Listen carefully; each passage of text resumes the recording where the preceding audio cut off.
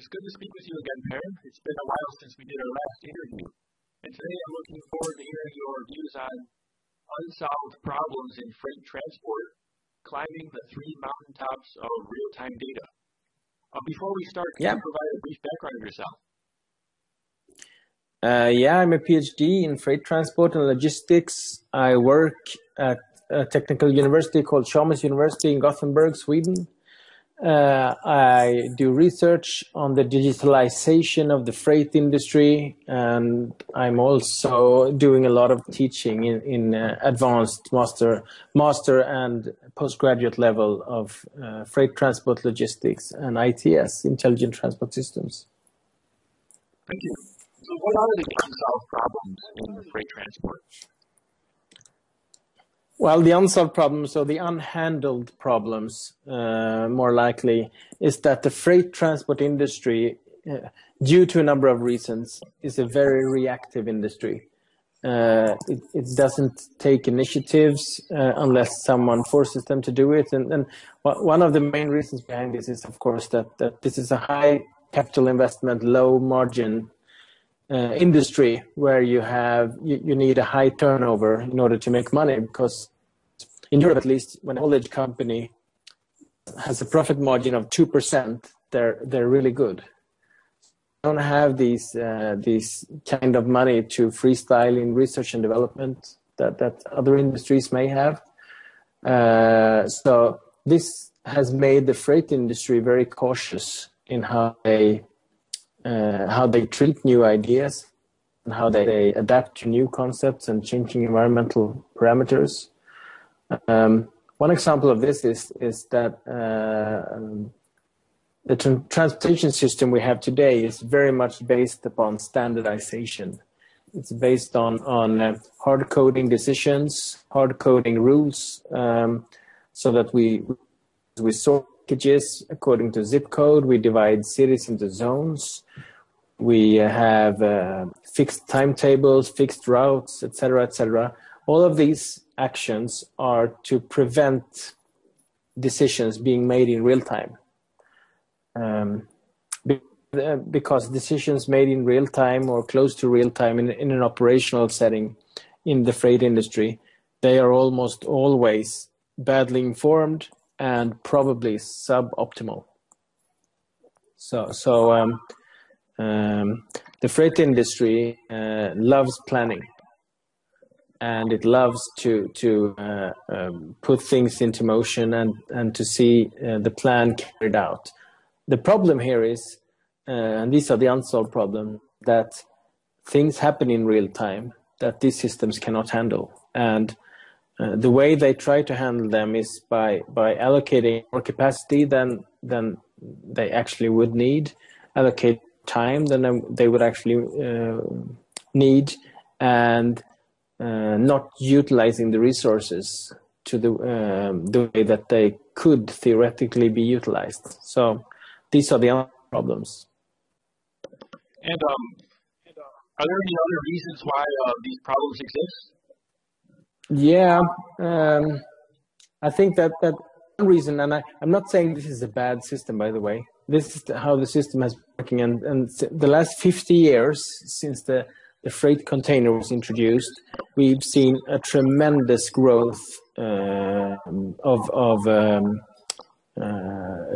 trade across the globe. In many ways, thanks to these standardization issues and the containerization.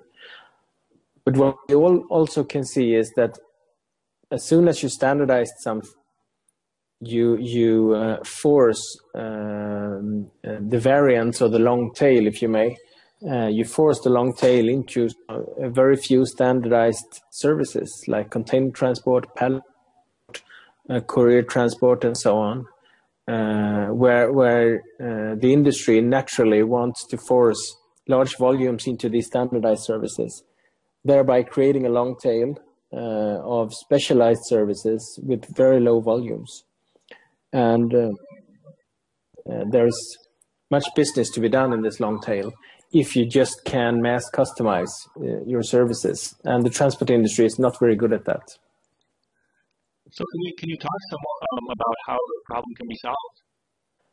Well, fortunately, we're in the 21st century now, and we have information technology, we have sensor technology, we have computer capacity, and we have what I call an app maturity. We as humans, we are very much used to having, for instance, subscription services like Netflix or shopping experiences like Amazon, where we constantly get new recommendations and help from these systems, and we are constantly using information technology without realizing that we are doing it. It's just an extension of ourselves into the digital realm. And in the transport industry, we are still very much trapped in the old paradigm of spreadsheets and tables and paper-based information.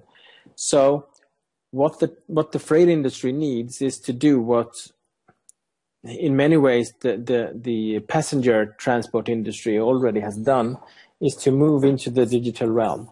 And to do this, you need to climb these 3 mountaintops that I'm referring to. The first one is you have to be able to collect data from a lot of different systems and actors and domains in real time, or very close to real time. This requires sensor technologies to be implemented. It requires APIs, application programming interfaces, that enables a computerized system to gather data from a third party, for instance. So this first mountaintop is about collecting data in real time and in a structured manner so that you can utilize this data. And then the second mountaintop, that's even harder. Then you have to, in real time, process this data. Here you need the tools that we find when we look at big data at the moment. Visualization, you need advanced visualization. The purpose behind this real-time processing of all this data is, of course, to create decision support, to make real-time decisions feasible and better informed than they are today. And then the third and most difficult mountaintop is when you have to take these decisions. If you get a good decision support from the second step realm, where you need to be able to exploit in often very short time frames large amounts of information to make things happen in the real world. And I think that's the ultimate challenge, and that's where we will have most problems, I think. I think did we cover all the points you wanted to make about the unsolved problems in freight transport? Yeah, I would say that the unsolved problems are we need to look beyond the standardization as the only way to increase efficiency. You have the technology to actually mass customize transport services in a way that's not been done before. It's being done, but on very small scales, due to very highly efficient individuals, traffic managers and so on, and drivers as well, if you look at road transport, but it's not being done in a systematic way by the big actors. They are still very standardized. Everyone I know has had a number of these yellow notes from UPS or FedEx stamped to their door, for instance. When they come home, we've been trying to reach you and you were not here. And they will try this for 3 times, and then you have to pick up your own cargo. And it's the 21st century now. This has to be there has to be a better way to solve these problems. Thanks for sharing today. Yeah, thanks.